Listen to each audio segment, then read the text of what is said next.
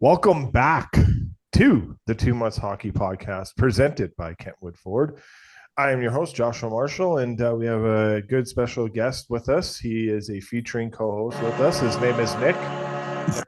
We were just saying that's the Dallas Stars goal horn, and they jump on in overtime as we get going to do a post game pod. But anyway, sorry, Nick, for cutting it off there. But how's it going, buddy?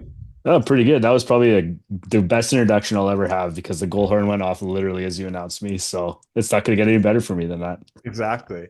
And then we have our original co-host. He is the Mutt number two. He is wearing his Wolf Pack hat. He is wearing his Parachutes for Pets hoodie. And you can find that link to get one of those hats on our link in our bio with Philip Stockley. Philip? Yeah, where's my goal horn? Yeah, I guess we'll have to wait until October for the Flames goal horn, right? So, but unfortunately on that one, but we'll see how that goes. But so yeah, I know there's gonna be a lot of people listening. We have 5 tickets to give away. We're gonna kind of add those in as the podcast goes on. We're not gonna be super long tonight because it is late. These guys got things to do in the morning and whatnot. So I know fans are tuning in to find out who gets a set of tickets. And before we go, we're gonna do it in little sections, and we're gonna hand out our first set of tickets right now before we jump into everything.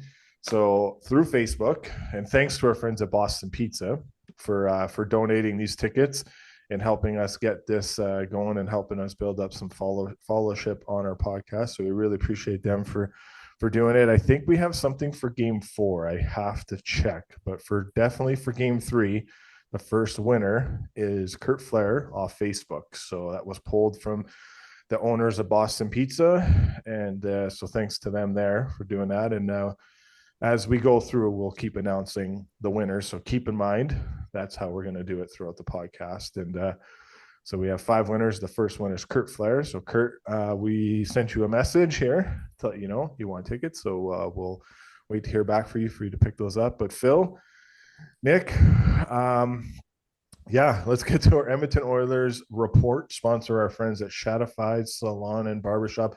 They are the official barber of the Edmonton Oilers and the official barber of us as well too. And you can go to the 3 locations they have here in Edmonton to check them out. So they have 3 amazing locations and a great staff at every single location. And Connor Brown was just there just before they flew to Los Angeles, and as they fly home, down 2-0 in this series. There's a segment that I love on Overdrive. We're going to kind of take it a little bit. I don't know if you guys are I know it's still content, but they are friends of our podcast. But insert the level of concern in Edmonton Oilers country here in oil country. Nick, where is your level of concern as an observer and maybe a fan of the Edmonton Oilers coming down 0-2? Uh, I'll be honest with you. Tonight didn't look great, but I wouldn't be overly concerned. Um, you always know playoffs are always, yeah, until you lose at home, you're usually okay. I mean, eventually Edmonton obviously is going to have to win at least one game in Los Angeles, but I think coming back home, they can leverage off the experience they got last year in the Stanley Cup final where they were down 3-0 and they almost came back and won that series. And I would argue that Florida is a much better hockey team than this LA team. Obviously, the Oilers are a little bit different, but I wouldn't be overly concerned at this point. So now a lot of Oiler fans might disagree and might think that they're in trouble, but I do not. And where's your level of concern at, Phil? Kind of in the same boat. Oilers come home. I was just looking this up, and correct me if I'm wrong, but the LA Kings, they've only lost 6 games in regulation this whole season, right, at home? Correct. Yeah, so it's like obviously a tough building to play in. Um, they were like a minute away from overtime last game, and again coming back. I thought the comeback was on again tonight for the Oilers. At the end of the day, one team has to be down 2-1 at some point. If the Oilers can make it 2-1, um, I think they need to get a win at home here. Obviously, if they don't, they're done. sweep. But yeah, I don't anticipate a sweep. I really do think the Oilers are going to be able to, it might be a quiet flight home, but I don't know. I think they're going to regroup. You never want to all the media here in Edmonton just keep saying it, right? You never bet against Connor and Leon, so You don't. You definitely don't. They are a well-oiled machine in terms of those two guys. But I think McDavid was held off the score sheet tonight. At the end of the day, the numbers don't lie, and Stuart Skinner is not a playoff goalie. He has the worst save percentage and goals against among active goaltenders in the postseason. And it's weird saying it because this guy just took a team to a Stanley Cup final of a game seven. Um, we had Doug McLean on our previous episode, and he touched on why he's still a good goaltender. And obviously, he's got another year left at 2.6 million.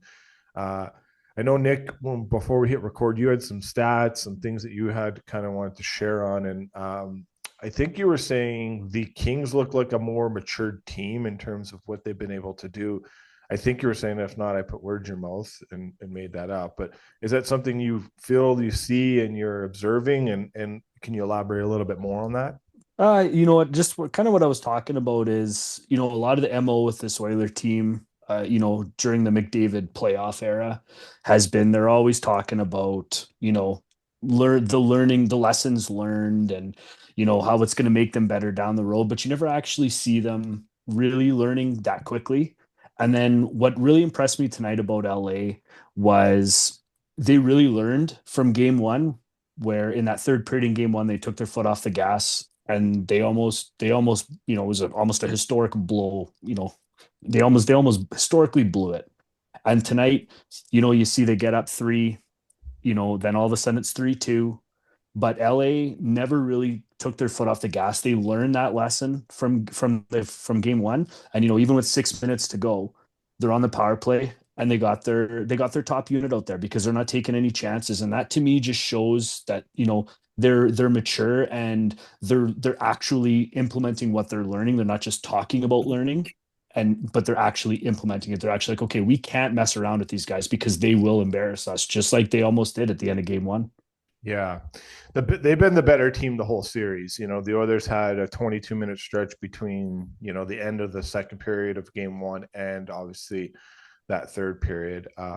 But tonight there's just not anything there. I thought it was one of their worst efforts of the season. I thought for a team that is supposed to be matured and poised and all that, I thought they all came unglued. Adam Henrique's penalty, that you can't take that, especially just previous 10 seconds later. The refs are watching everything that's going on between you and Byfield, and obviously Quentin Byfield's got under every single Oilers skin.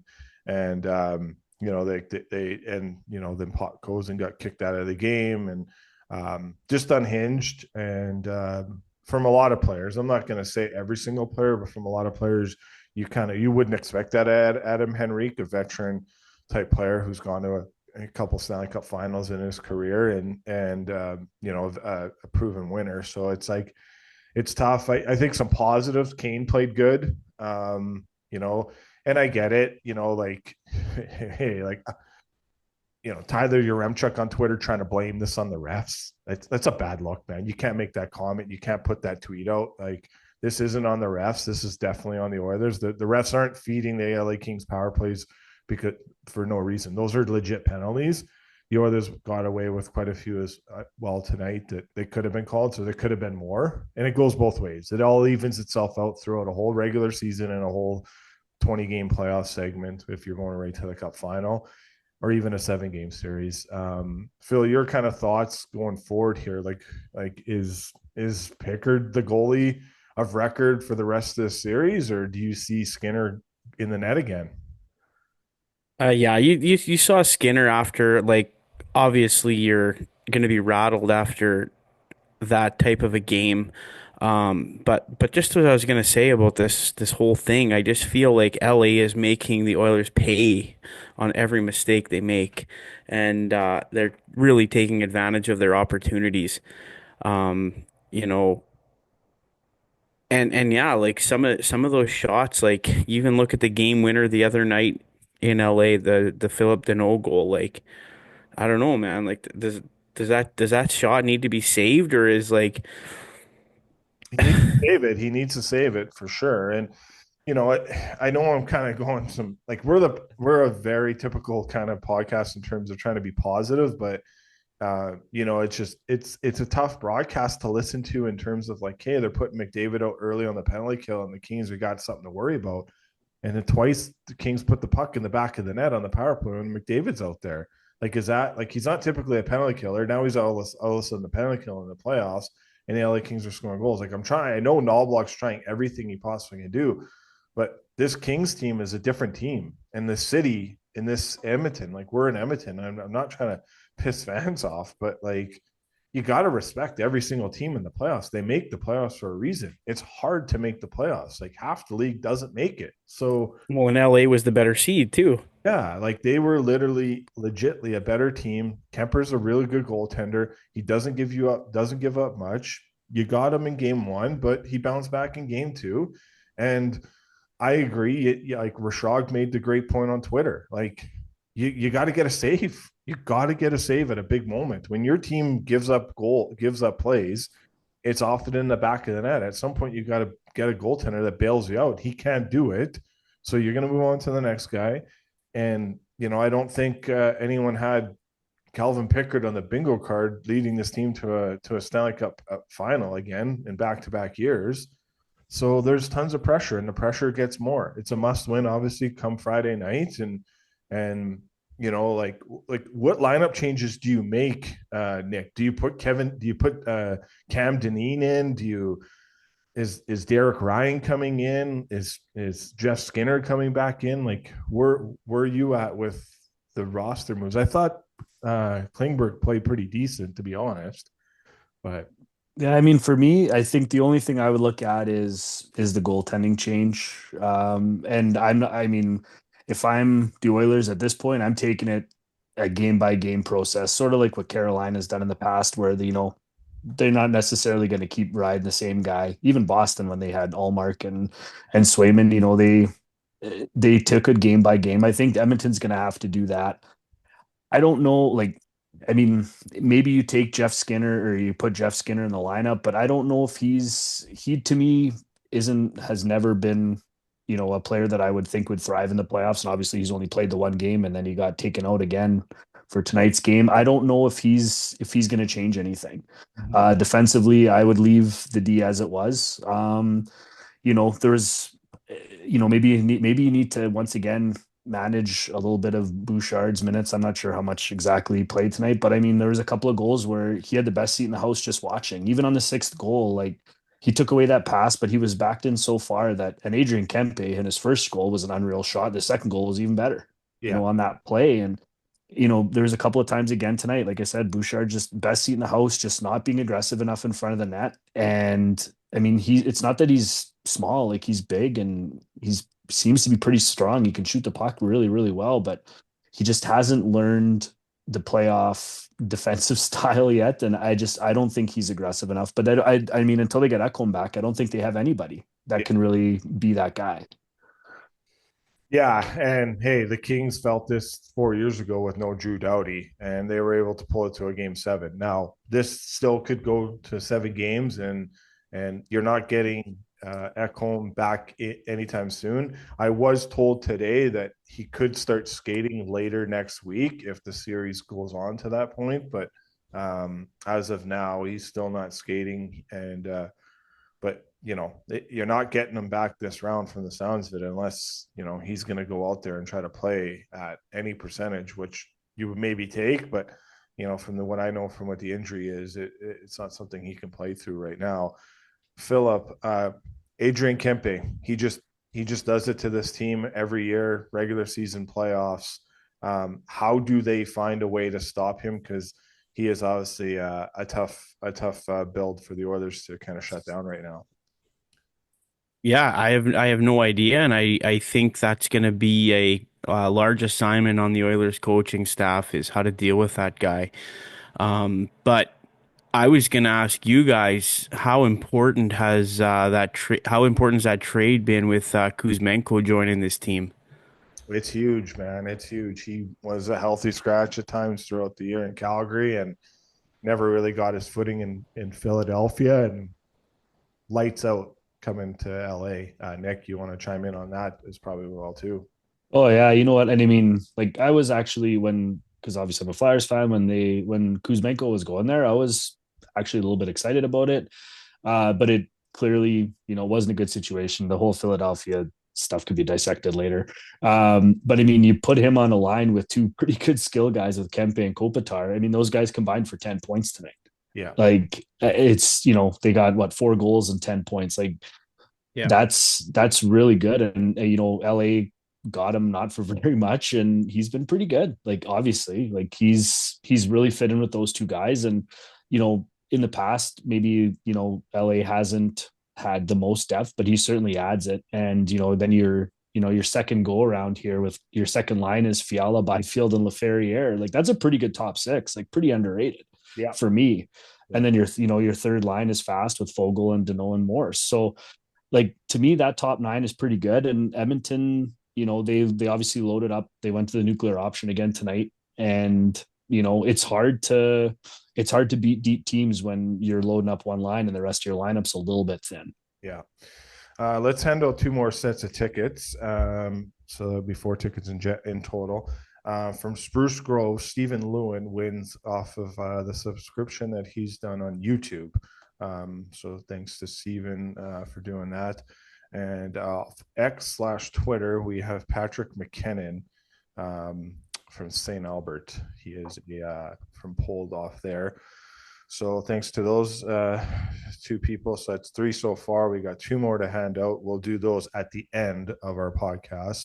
So keep in mind, we'll hand out the last two as we close out the podcast. I believe there's one that's going to be donated to charity because we just reached out to that person and they just said they can't go. So they're looking at wanting to donate their tickets to a charity. So we'll clear that up as we get to that part. But let's so it's tough. Biz started he started a war on Twitter, Philip, because it is all over the place. This McDavid leaving Edmonton, can he put up with it more? It is kind of ignited the Edmonton media here. We all know what Biz is about. He's been on our podcast before, Phil. You were there with us with that interview. You can't believe in any of this stuff, right? Like, his former agent is running the organization. The best head coach he's ever had in his career is the current head coach right now. He's building multiple businesses here in Edmonton. I can't see this guy leaving. Like it's only 2 games. Like the series is not over. But where are you at with Biz? And he just likes to get people riled up, doesn't he, Phil? Or did we lose Phil? I think we lost Phil. Sorry, I'm having a bit of audio issues here. Hang tight. All right. We'll go to you for that. Go to Nick for a sec. Nick, you heard that there. Let's go to you in your knowings of Paul Bissonnette, Biz Nasty. I think it's funny. I mean, like he can draw anybody into anything, and like obviously, like for me personally, I don't think Connor McDavid is going anywhere. I feel like he's likely going to retire as an Oiler. I'd be shocked if he didn't.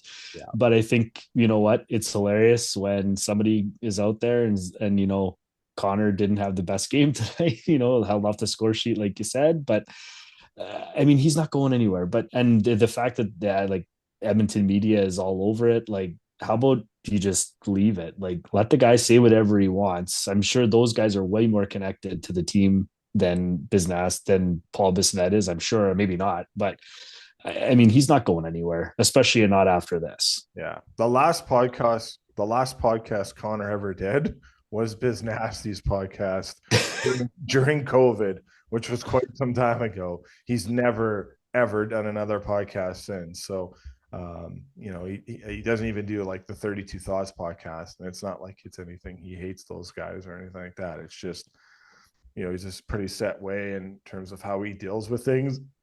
He's not leaving. I'd be very, very surprised if this guy leaves the city of Edmonton. He's leaving, bud. What do you have to say to that? So, no, that whole thing is, kick a guy when they're down. Don't.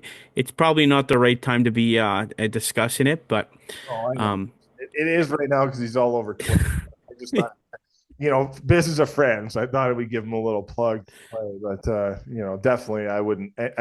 And some fans know we don't live podcast their stuff, but we do have a lot of DMs coming through in terms of is this for real? So just wanted to Dan Pollard and a few other friends of the pod are messaging us and asking questions about it. You're gonna hear this. If Yeah, McDavid's not sitting on the bench, making his mind up right after this game, saying I'm leaving the city. So Not happening. No. Um, so where we at, Nick, in terms of what's the adjustment the Oilers need to do to shut down this Kings power play, which is a 5 forward power play unit? It's lethal. It's what's winning them these two games. How could they shut this down? Their PK has not been good all year. It was lights out, obviously, last year into the playoffs. But where do you think some adjustments can be made in terms of what you're seeing and what you know about the game that maybe they can do? I don't know, personnel wise, system wise, where can some adjustments be made? You know, I think for me, they just need to be a little bit more aggressive, like pushing towards guys. LA, they don't really they move the puck, they pass the puck, but they don't really move their feet. Like what Edmonton's power play, they're moving around. I would, I look back to what their penalty kill was last year in the playoffs with, guys like Connor Brown and Henrique and Janmark. And, maybe they just need to bring up some game film from that and just show those guys the impact that they had and just the way that they were playing. Like they were playing way faster last year.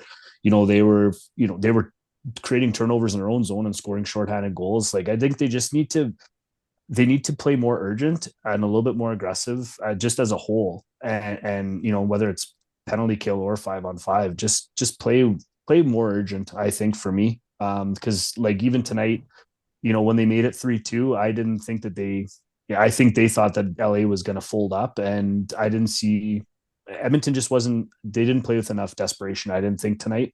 And I mean, the rest of the series now, they got to win 4 to 5 games. So the rest of the series now, if they don't play with any desperation, they're in trouble. Yeah. And we've seen them do that before. It's obviously not the same team, but for the most part, a lot of the big parts have been here and are continued to be here. And they can elevate when they need to. So there is something to draw back on there. What did you think, Nick, on that Byfield goal? Nurse kind of standing watching, and then Bouchard just not closing in at all, just really just letting that 2-on-1. And I know as a defenseman, sometimes you're just like, okay, take the back door away, let the goalie have the 1-on-1. But is there an adjustment, a change that you would like to see in that, or was that play just it's an all world play and there's no other way you could really defend it? No, I mean, I mentioned it earlier with Bush. He's to me, he's got to be a little bit more aggressive. Like, especially when your goaltender is struggling. What doesn't matter which one is. Like, they've given up 12 goals in 2 games here. Like, when your goaltending is struggling, maybe you don't just take away the pass and let the guy shoot, right? Like maybe you're a little bit more aggressive and you do your best to at least get your stick on a puck or something just to disrupt the play a little bit rather than sitting back. Because and I like I said, Bouchard did that on a few goals tonight. And he needs to, I just think that he needs to be a little bit more aggressive. When your goalie's struggling, the least amount of shots you can allow on him, the better. Yeah. Phil, where's your adjustments? What's your keys to changing the momentum of this series? And obviously, we know what this city can do and the fan base can do, and we know that what that arena can do when they get going. They will be fired up, knowing they are down 0-2, but the fan base here will definitely give them a pick me up, and that first 10 minutes of that game is going to dictate probably the outcome of the rest of the series, right?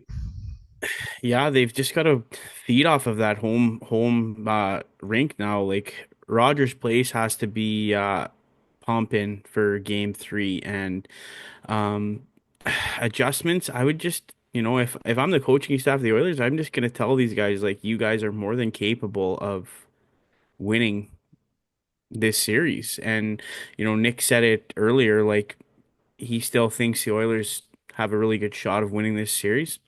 I don't disagree with him. I think the Oilers can for sure come out and do their thing, and Leon and Connor make everybody awe everybody again and do their thing and win this thing for them. But Do you separate um, or do you keep them together, Philip? I don't know. I don't know what the answer is. I'm not gonna lie. It's almost as if the Kings have kind of figured it out a little bit, but I don't know. Connor McDavid always does something to kind of surprise you, do something new. So I don't know. I just wouldn't count them out. That's all. And what about you, Nick? Where do you go here with the lineup? Do you go McDavid, Draisaitl, Nuge, Henrique down the middle, or do you keep McDavid and Draisaitl together? Where do you go for Game 3 here? Well, that's the question that's cost how many coaches their jobs here because nobody's been able to figure out the right recipe for that, and at this point, I mean, I'm thinking it's desperation time. I'm putting probably McDavid, Draisaitl, and probably Hyman on the top line. You know, Kane, I thought was like you mentioned earlier, he was fine tonight. You put him back out there with Nugent Hopkins and Arvidsson maybe or a Perry or somebody that's also a little bit heavier. And I think they're gonna have to forget about trying to score a highlight reel goal and just their two goals tonight were good plays from the point. One was the first goal was a nice feed to Draisaitl, who was just off to the side of the net, nice deflection. The second was the Arvidsson goal. They're gonna have to score just some greasy goals just to get some confidence back, I think, for them. And but yeah, I'm keeping the two big guys together for sure. Yeah. Stoff just dropped a huge tweet. Every aspect of the Oilers game tonight was second best. It's time to dig in. So, and the dig in was in all capital letters. So, no Oh, excellent. they'll be digging in, all right. Obviously, a point of reference to what happened. What we saw behind closed doors last playoffs with the Amazon series. Yeah, I think they're in one. I didn't have them winning this series. I don't see them coming back in this series. Do I think it's a sweep? No chance. I still think at some point they get something here. But like you say, you got to win at least one in LA. If not now, you got to probably maybe win two if you're going to go seven. But the way these Kings are playing, the way they're like we got to keep in mind, guys, the Kings played with 17 players tonight. Like pretty much, they dressed 7 defensemen, 11 forwards. So they really didn't like they were a short bench tonight too, which was interesting to do because a friend of the pod and Trevor Lewis, like he's very well capable of keeping up. And they're not going to get Tanner Janot, another friend of the pod. They're not going to get Janot until next round. So if they get there, but yeah, we'll see what happens. There's a lot of hockey to be played still. I know there's some series that are up 2-0. It would be a disservice and an injustice to see some of these series go to the wayside in terms of a sweep. Like Montreal's right there. It was a tough loss for them tonight, but they got to stay focused, stay ready. They're going to get a pick me up going back to the Bell Center. We know that these guys are going to get pick me up coming back to Edmonton. Nick, you're confident that this series is going back to LA 2-2. It could be a homer series and then we just play game 7 and see how it goes. It has happened. Like there's nothing to say that would not happen. So let's see where this all ends up going here. There will be adjustments. Knobloch's in one. The coaching staff's in one. They have a day off here. They'll travel tomorrow. They'll look at film. They'll look at a lot of things. Maybe there's some roster changes to be had. We will close out as we speak here. We'll just get you guys' final thoughts. Where we're at here in terms of things. Anything you want to add, Nick, before we close out, and what you can see, what you want to say, system-wise adjustments?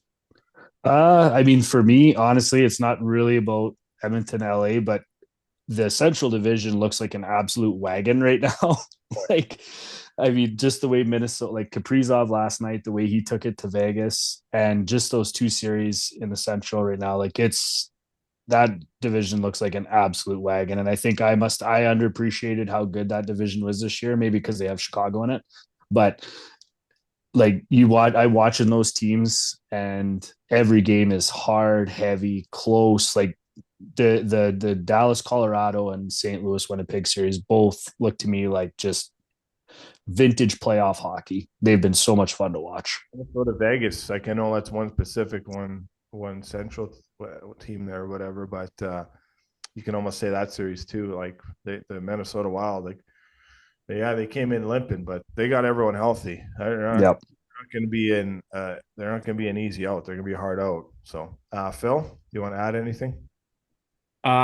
Just has has Jackson and Bowman made this team better this year? Like that's just like the ultimate question. And Jimmy Ward from the Cheap Seats podcast, he's talking to me today, and he's like, they just torched their young guys for journeyman. Mm-hmm. Yeah. That's really what they've done. How good would Holloway look in this series right now? Yeah. Obviously, he's hurt for St. Louis, but if he was healthy, Broberg and all that too. So, Yeah, I think it's like you. Bob Stauffer said with his hit on Tuesday with Elliot Friedman, which is on Oilers Now, and it's sponsored by Abe's Door Service. They're great interviews that they do. Um, Bob's goes this season could be based on what happened on July 1st. And that was not Stan Bowman because Stan didn't come in until after that. That was all Jeff. Yeah. So, that like as you say, there's tough consequences. We know this owner is a very demanding owner. Like in Kate's, we know he's a results guy. He wants big results. And he was in the arena last night and tonight. And he's there. He's with the team. He's traveling with them. His advisor is on the bench in Paul Coffey. So he's got someone right in the meat of things, right, seeing it right up close and personal. But, yeah. But it's even like you look at the trade deadline, like what did they acquire? They acquired Frederick, who could be serviceable, but he's obviously dealing with something, right? And a great intermission piece, right? Unfortunately, he's laboring. And then you had Wallman, right?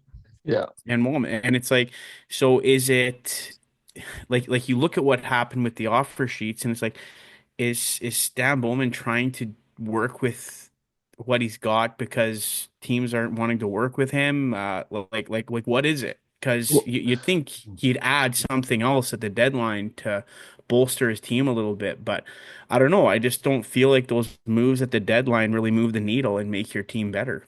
so it's funny you say that, Phil, because I know we're trying to wrap up here, but there was an article earlier on the Journal. I can't remember who wrote it, but they said that the lineup that the Oilers were icing tonight was the best lineup they felt on paper in the McDavid era. Well, Rashad on Struddy's World with Rashad and Jason Strudwick and Zuby, they did say that too. So it was the narrative that was out there. I think even on the oil stream with Gazzola and Nielsen, it was the same thing. Like everyone in this city was saying it. But I mean, like you look at the guys that like, I mean, no Ekholm, who's probably their most important player after McDavid and Draisaitl. Like Yeah. I looked at the lineup, but I mean, I thought it was fine. But if I'm just going to sit here and say, okay, if I'm looking at the roster they had last year in the Stanley Cup Final versus the roster they had tonight, I'm taking last year's team all day.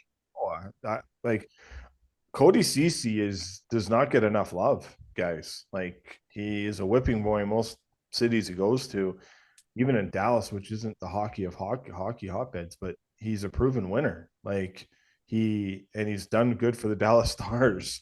Like that's another guy we're not giving a lot of love to. And you guys just talked about Broberg and Holloway, where the importance that they made, and we just seen Warren Fogle have at least 2 or 3 points tonight, and he was a difference maker, and he had a career year in LA. So like your trade for Fogle was Arvidsson as a mistake. Like that's all day Even McLeod too, right? How good would he look right now on this team? So He'd help their penalty kill. You sure would. Exactly. So, all right, let's hand Anyways, 2 more winners and let's close out the pod. Off of Instagram, we have Susan Holford as our winner. and those tickets will be donated to the Big Brothers Big Sisters in Edmonton. I believe she's reaching out to them. And then the last one off TikTok is Stephen Blathorn, and he is in Calgary. So it looks like he'll be making his way up for the game. So thanks to everyone for taking part of it. I know we gained a lot of followers. Continue to follow us. If you feel like you unfollow us, it's all good. There's no hurt feelings in terms of that. We appreciate the support. There will be giveaways for something for game 4, so stay tuned to our social media for that. Anyone that's continued to follow us, we're going to continue to do that and help out, give back, and we appreciate the support. And thanks to our friends at Boston Pizza Canada for helping us out towards the end of the season here on our giveaways. Kind of sucks because we had the same thing for the Flames. If the Flames made it, they would have had some tickets given away too. So next year. Good stick taps to Ryan Huska, who will be on the bench in Denmark and in Sweden for Team Canada. So that was announced today. He'll be a part of the coaching staff there. And obviously Michael Backlund, who is the captain of the Flames, will be playing for Team Sweden. So some good omens going on there in terms of those guys reaching out. Our minor hockey awards, they're closing out. There was a glitch in the voting. So we had to pause the voting and all that. So everything is fixed now. But there was, for some reason, I don't know. I'm thinking it was a glitch, but there was one kid who had over 3,000 votes. And for 7 hours straight, I had notifications on my phone for the same kid for all these votes. And the system creates that you can only vote once. And I don't know how he received in, 7 straight hours. It was quite the ordeal on my phone. So I have it all on my phone to show if people don't believe me, but it's quite crazy. But anyways, that closes out on April 29th. And Elliot Freeman from Hockey Night Canada and Rogers Sportsnet will be announcing all those winners. There'll be 8 winners. He'll be announcing those winners on May 2nd on our podcast. So that's kind of how we're going to do it. We were going to ask everyone that's the award's named after to announce it, but it didn't seem like the right thing to do. But at least they'll be there to do a presentation and a picture. So the awards, they look pretty good. They're just getting made up. The last thing we need to do is put the names, because the kids that win it, their name will be on there. So we just created some of the parts of it first. So now we're just closing out the votes. So there's a lot of tight races. So continue to cast your votes until the 29th on midnight. It will close. So thanks to our to Sheena Boychuk Real Estate for helping be the presenting sponsor for our minor hockey awards for the first annual. Nick, are you going to be in Red Deer starting tomorrow and throughout the weekend for the U15 Alberta Cup? I will be there tomorrow, but my spring team is at a tournament this weekend, and I'm the coach, so I'll be back. I'm just going for the day tomorrow, so I get to see 4 out of the 6 teams play twice, and a couple of teams only play once. But I've watched the kids all year, so nice. Yeah, you'll that'll be kind of cool to kind of be around that. Then Ryan Huska's kid is there, so Luke will be playing. So we'll be playing, and we are going to announce awards for that. The 3 stars of the month. There's one more 3 stars of the month to be added. So a lot of it is based on what these kids are doing in this little tournament. So we'll add. I think that's kind of how we're actually going to do it. Is this little showcase for them? You guys have anything to add as we sign out? Anything you guys want to say? Not say? I don't know. You guys good? Go Leafs. Yeah, I'd like to the Leafs, and first time I don't ever. know, I'm rethinking my St. Louis Blues to beat the Jets upset. So Get them all. So sorry, I picked New Jersey, and they don't look like they have any chance. So we had Elaine Waugh on earlier. That interview will drop on Friday. Elaine Waugh. We have Kevin Rooney, the Roon Dog, coming up. We have Joel Hanley coming up. So we have some big interviews coming up for the following week. We appreciate everyone's support. I know we've done about 5 interviews this week. Thanks for all our guests. We might see how the weekend works out in terms of that, and getting some other interviews out. I know people might want to listen to us break down game 3 of this series. So since we are in Alberta. We'll see how it goes. But again, I appreciate everyone's support. It means a lot that you guys follow us, you guys engage in our contests, you guys engage in the conversations, liking our content, and we appreciate that. You cannot say enough. If you're watching this on YouTube, give us a thumbs up there, subscribe to our platforms, Apple Podcasts, Spotify, YouTube, all those places you can listen to our pod. I believe we sit top 50 in Canada for podcasts, so it's been a good week. We appreciate Nick. We appreciate Philip. Everyone's asking about Clay, Trevor, and Brody. They are still a part of the fold. They are active in the Much group chat. But you guys, if you guys seen that their schedule that these guys have for their kids, it is quite rigorous. I don't know how they do it, but they do it. So good on them to being good fathers, good husbands, and all that stuff, and just everything that they can do for their families. And thanks to you guys as well. Let's enjoy some more playoff hockey, and we will chat very, very soon. Talk to you guys soon. Thank you.